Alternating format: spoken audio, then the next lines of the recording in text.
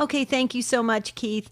Yep, I am Debbie Georgianni with Adam Blai, and we are the co-hosts of The Spirit World, heard right here on Saturdays, 10 a.m. Central, 11 a.m. Eastern. And I am super excited, Adam, because we have a two-part interview over 2 days, today and tomorrow, and with a very wonderful individual who knows a lot about Garabandal. So, Adam, we've got to jump right in. We're not going to be taking any phone calls today or tomorrow because this is just too important, the information. So, Adam, I'll let you introduce our fine guest. Sure, Deb. Okay, so Ted, thank you for coming. Ted Flynn, he's been a Washington, D.C. resident for 47 years. He's done a lot of different apostolates over that time. He's been really super active. So a few highlights. In 1979, he was a fellow for the Fellowship Foundation, which was a sponsor of the National Prayer Breakfast, which presidents go to. In 1984, he and his wife, Marian, co-founded a crisis pregnancy center. And in 1987, they founded Teen Choice, which was a program to help teens, consider the option of staying chaste. And from that grew the Signs of the Times initiative that he started in 1988 about forming people and teaching them more deeply in the faith, which helps them understand abortion more properly. He's been teaching for 34 years in various ways like this, sharing the faith and the details of the faith. He's been involved in the International Week of Prayer and Fasting, which has been held at the Basilica of the Shrine of the Immaculate Conception for the last 30 years. I actually was one of the lecturers for that a couple years ago, I believe. So here's some of his books, Deb. So he's putting me to shame. So 1993, he wrote The Thunder of Justice. In 2000, he wrote Hope of the Wicked. 2002, Idols in the House. 2015, The Great Transformation, Finding Peace of Soul in Troubled Times. 2020, Diabolical Disorientation, The Roots of the Crisis in the Family, the Church, the Nation, and the Culture. 2022, The Great Reset, The Globalist Plan versus Heaven's Victory. And 2022, our topic for today, Deb, Garabandal and its Secrets. 2023, Garabandal, The Divine Reset. He's also been involved in some film projects. Wow, Ted, welcome. It sounds like you've been busy. I have been, but thank you very much for having me. Well, Ted, we're so glad to do this two-part The Next Right Thing for the next 2 days, today and tomorrow. I know we're probably going to have to ask you back for so many follow-up questions because we could talk about this for an entire week or more about Garabandal. So if you can just, for our listeners, go back to real quickly the history of Garabandal, how it all transpired in 1961 to 65. I know 4 years with the visionaries, and then just give us a little a brief understanding of it, and then let's go into what the Vatican has recently said about Marian apparitions. Right. Okay. That's a lot to go over in just a couple of minutes, so we'll do the equivalent of a PowerPoint with it. But the Blessed Mother appeared on July 2, 1961, which in the modern calendar is the Feast of the Visitation, but in the old calendar was the Feast of the Ark of the Covenant, which I think in and of itself is actually very important because wherever the Ark of the Covenant was with Moses, Moses always won the battle. And I think the Blessed Mother, frankly, has come for battle. And the apparitions took place over 4 years and 4 months. So that's an amazing amount of time where she appeared over 2,000 times to 4 young girls, 11 and 12 years old, in the Cantabrian Mountains of northwestern Spain in a town called Garabandal. It's about an hour drive, give or take, from Santander, which is a fairly large city in northern Spain and actually fairly cosmopolitan, right on the Bay of Biscay. It's cooler up in the north, and frankly, the royalty of Spain used to vacation up there, and because it was much, much cooler towards the mountains and the water. But what's interesting about Garabandal, where the Blessed Mother gave over 2,000 messages to these 4 young girls, Now, mind you, life was very, very simple. It wasn't primitive, but it was very simple. And to put it in perspective, in 1969, the United States sent men to the moon and brought them home safely, to show you the dichotomy of what life was like in the early 60s in Garabandal, to where there literally was not a motor with a moving part in the entire village. And there were about 300 people at that time, very, very small, with a history of very faith-filled. It's the third stop of the Camino de Santiago in Santander. So it's the north in Spain has had the fidelity to the faith of Ignatius of Loyola, Saint Dominic or Domenico de Guzman. Saint Dominic was born in the north. The seminaries were from there, Navarre, Pamplona. In the south, historically, the Barcelonas, the Madrids, and the Costa del Sol has been actually much more liberal. And that's part of the battle that took place in the Spanish Civil War in 1936 to 39. And there was a big dichotomy of Spain, in essence, where it was ideologically split in two. And even during the Spanish Civil War, there's one footnote I have in the book where 8,000 clergy were murdered with 13 bishops, and another footnote is 10,000 clergy. And a lot of Americans wouldn't have even known, frankly, much about the Spanish Civil War had it really not been for the movie For Whom the Bell Tolls with Ernest Hemingway, in the movie that was made with Ingrid Bergman and Gary Cooper. And so it was a very odd situation because, Franco had sided with the Nazis, but on the other hand, the communists were very much looking to take control of Spain, with their ultimate prize being France. So this is a little bit of the background of the village. But if you take a look at the 2000 messages, a lot of the messages were not released. If you read the story of Garabandal, there isn't like this monster book of messages like you'll see at maybe some other apparition sites. But this one is a little bit different. And what I think was taking place is that the Blessed Mother was actually discipling these four girls, because many times they would speak several hours. They would talk to her literally as a friend and a mother. They were very close in the way they spoke. Some of the conversations went all night long. And so I think the girls were being discipled for the future and for their own lives, because the body of men, there wasn't like all of a sudden in this little village where, it was so organized where there was a message given and then it would go out to the world, because in 1961, those facilities never even existed like you'd see today at Medjugorje and other places where they'll go throughout the world. So it was very simple life, and that was what the culture was like then.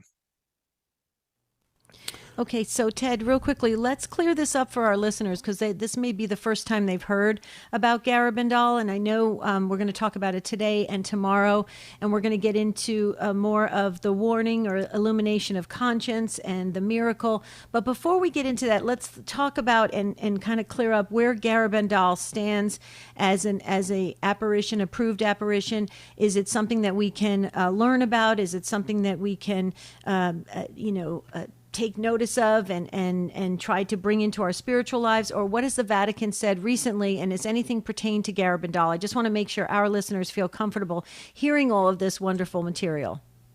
Well, good. That's a great question, because it comes up all the time, and frankly, it should come up to make sure that the faithful are on the same path and there's no violation of any doctrine or anything that the church is saying. So it's a very, very good question and an honest question. Since 1961, there have been 7 bishops that have been in Garabandal. They have had differences of opinion, where some are incredibly exuberant and favorable to it and say as such. Others in the past have not been as much. But more recently, even in 2012, there's a Bishop Zamora who actually said a mass there. And so the clergy, by and large, and the bishops, it has not been condemned. There's 3 stages of apparitions up until, frankly, just this week or last Friday, which was part 2 of your questions. The first one is, without getting into the Latin of constat to supernaturality, we'll just say the English. The first one is where it's absolutely approved by the church, i.e., Fatima, Guadalupe, Lourdes, etc. No disagreement at the magisterial level approved. The second is where it could be flat out condemned, which there have been apparitions in church history that have been condemned. And the third is what's called non-constat supernaturality, is where they're looking for further discernment. It has not been judged as supernatural or condemned, so therefore it's been left alone. And the bishops over the last number of years have increasingly been very, very supportive of it because they see no violation of church doctrine whatsoever. So that's the status of it today. So I guess very quickly, with the status of where it stands, are you speaking about the new directives on norms that were just issued last Friday? Yes. Well, they're brand new. They were anticipated to come out, and they came out right on schedule. It was almost like fast-tracked, frankly, from the time usually where the Vatican begins to do some investigation, or i.e. releasing a document. So this went very much fast. But what the new document has, there's 6 characteristics. And there's Latin terms for it, which really nobody's going to pay attention to anyway. But they basically deal with more of the issues of confusion, dissension, whether or not there's a hoax, and with the in fraudsters, promoting and all about financial gain from it. So we've got all sorts of new requirements that the Vatican has done, and basically what they have said very clearly is that because of the internet and the speed of things, they're looking to, in essence, to come into modernity with the issue. And put the brakes on something if it's wrong right off the bat. But what's very, very interesting about it, whether it's a local dicastery, a deanery, the local bishop, the only person who can declare something now under the new norms, miraculous or supernatural, the term is supernatural phenomena, that's in the document a lot. The term that's being used is that.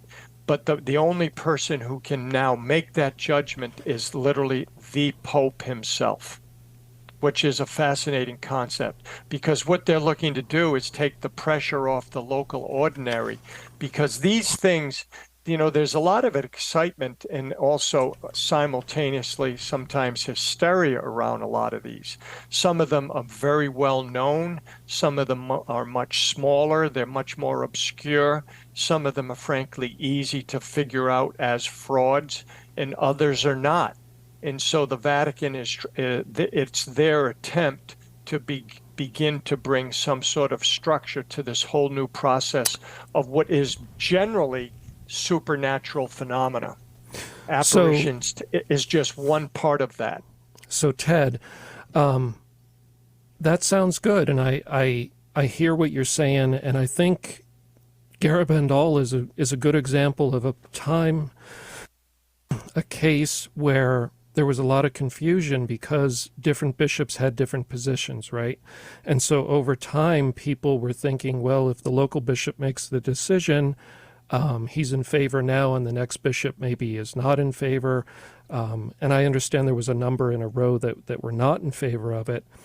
And leaving it to the Pope kind of simplifies things in the end and clears it up. I think a lot of these apparitions, from what I understand, the bishops will ask Rome for help in discerning them because the local bishop doesn't necessarily have experience with this, and they want to tap into the experience of people that have investigated this a number of times. So I think there's some wisdom in that new approach. The other thing that I'm picking up on from what you said, and it's something I read in preparing for our talk today, it seems like the big thing about Garabandal is the big supernatural event is prophesied to happen at a future point and hasn't happened yet. So we think of Fatima and the miracle of the sun. It was prophesied to happen on a certain day, and then it happened. And that's probably the big tent pole that makes people say that was supernatural.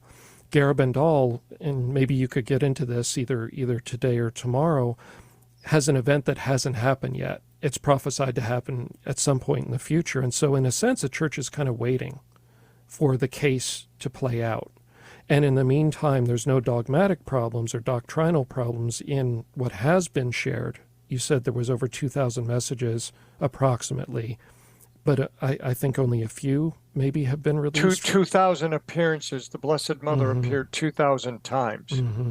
And there's actually very few public messages considering 2,000 times to either one of the girls or all, or two or three or all four collectively. So, there isn't just a body of messages, but the number of appearances is significant. I guess to deal with the issue of what you're saying about the of how the Vatican deals with this is a very, very big deal right now. It has never been condemned. One of the great things of how the church has operated, that if they rule on an apparition, you can bet it's real.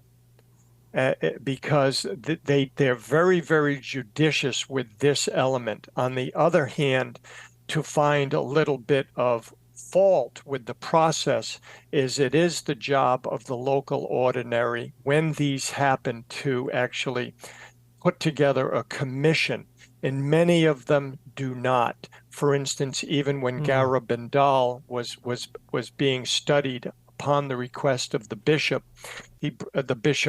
one of the bishops, he brought in people from Barcelona and Madrid, and frankly, they only interviewed several people. And this is an established fact, it just isn't my opinion, where they literally hung around in the cafes of Santander.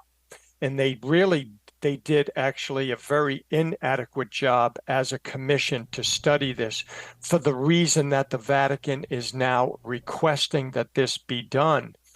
And so it is hard for a local bishop because they're not really used to this. And there's a saying in basically apparitions that when the Blessed Mother appears in a diocese, the bishop doesn't get a moment's sleep until she leaves or he leaves. Yeah, that makes sense. And that's actually true. So they find it very, very cumbersome. There's a lot of excitement. And as I say, sometimes hysteria. And around the valid ones, all you do is see a lot of fruit. There's been an enormous amount of fruit, and no bishop has ever been able to find fault with what was said there. But if I were actually and had the ability to render a judgment on Garabandal, I personally would not approve it. I mean, this has been a pet of mine literally since 1984 when I first heard of it through a friend of one of the people very much affiliated with it, who was a close personal friend of Joey Lomangino, who is called the blind apostle of Garabandal. So, I would wait to see these things to see if they come to fruition. I wouldn't condemn it and I wouldn't approve it. Exactly what the bishops have done thus far, which I think is very wise. In other words, let's wait to see if it's true. Mm-hmm. Right. Okay, so this is a fascinating background on this, Ted, but unfortunately, the next right thing goes very quickly, and so we're going to have to send it back to Keith for today. Tomorrow is part 2 of this exclusive interview with author-speaker Ted Flynn. And by the way, folks, you can find Ted at sign.org. That's sign, just like a stop sign, sign.org, O-R-G. And, or you could pick up his books on Amazon as well. But we will be back tomorrow, Ted, with talking about Garabandal and the warning, the illumination of conscience, the miracle. Oh, it's going to be a fascinating discussion. But for now, Adam, what do you say? We send it back to Keith? Sounds good. Okay, everybody enjoy the rest of Morning Joy. Back to Keith Downey.